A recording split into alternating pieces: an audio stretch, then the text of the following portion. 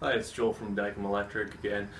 If you clicked on the video, you're trying to find out more information about how to install a Vapour box or a box for a switch or two plugs. So we have a few options here that we're going to show you. So we have these Vapour boxes with gaskets to seal it in. So these are meant for outside walls or outside ceilings that are exposed to any kind of outside cold air. So you use your vapor barrier and then you use these. It's a lot easier than the old steel boxes that you used to use on the inside walls where you'd have to wrap it in vapor barrier and then they have to tire it and kind of seal it up. So these are really nice. They'll put drywall or vapor barrier right on it and then drywall over it, and then they'll make a nice tight seal around here. So we got our single gang. We use a lot of these. Our double gang and our 3 gang. So as far as I know, I'm pretty sure they only get up to 3 gang. I'm sure you get special orders for 4 gang. Hopefully you don't need 4 or 5 or 6. Anyway, so right now we'll probably just install this single gang here. So here we're using this structure as a 2x4 stud, where I have our 14-2 staple on there with the proper S1 staple and a little courtesy loop. So we're going to use this and just add a couple screws, and that's all you need to mount it. So this is a pretty simple part of it. So you get your measurement, you get your height, you do everything right down to the millimeter here, so you want to get everything level. So this right here is the indicator of your drywall depth. So this is for 1/2 inch drywall, no strapping or anything. They actually give you a guide on here for inch and 1/8 inch, 5/8 there. So it really helps you with depth to know where you put this on the stud. So essentially we got our mark here already. So we're just going to mount this. This is the easy part. So you just screw it through the side at one of these wings here. Nice and tight there. So then we got to get this bottom one here. Sometimes you'll need more than 2 screws. Always make sure it's nice and fast and tight.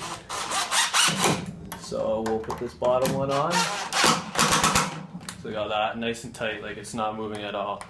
So we got that affixed to our stud wall. We already have this strip.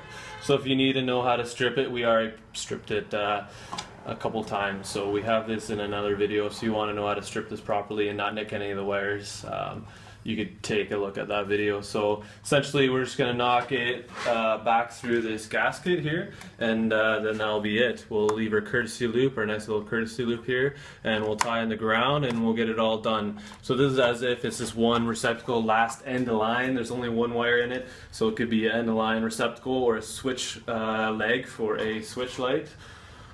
So we're just tucking this in. You literally just push it through the gasket. There's kind of a one-way flap, kind of a compression flap in there. So we'll just pull it through, just kind of keep it off the back so it doesn't get all entangled.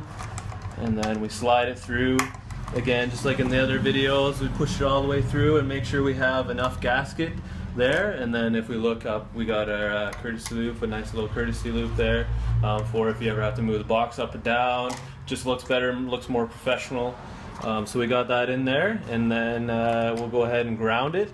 You always want to ground it in your roughen stage whenever you don't have drywall in and you're putting all the wires in, because if you tuck it in the back and the next guy doesn't know, they put the receptacle on and this isn't grounded, and if you have 2 wires in here and they're both not grounded, they're not passing the ground on together. So essentially you need to ground this. Always bond every wire, ground every wire as soon as you tie it in, or at least within a couple minutes or a couple hours, because you don't want to forget to send a ground. It's a real big safety, and it's good for the machines you have plugged into your outlets as well.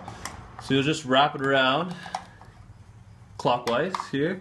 So you'll see that's wrapped around. There's little grooves, so you want to put it nice and tight around the screw, but once you tighten it up, it will be even better. Again, we're using a drill, so I wouldn't recommend doing this. This is just for the video, but I just use a red screwdriver and just tighten it up like that. So we're just using it for speed purposes. So we got that nice and tight, real solid on there. So again, with the drywall, you want to tuck this all back in there nice and deep. And so this wire's been put in and out of a couple boxes, so you'll see it's a bit chewed up, but we've used it a few times. So we'll tuck this back in there and get it all tucked back, and then essentially Sometimes the drywallers, when they have the drywall on, they'll mark a general area and then they'll stick it in the inside, go over to the side, and then they'll router the outside. Sometimes, for some reason, they'll come inside quite a bit and they'll cut. So if you have a wire like this, they'll actually nick it and cut it so it'll actually fall off almost. So you'll have it here and then you'll only have this much length to work with. So imagine trying to put anything on that. So that's why we tuck it back in. Like I said, these wires are a bit damaged because I've been using them in and out of boxes. So there you go, that's tucked in, that's roughed in, and we're ready for drywall.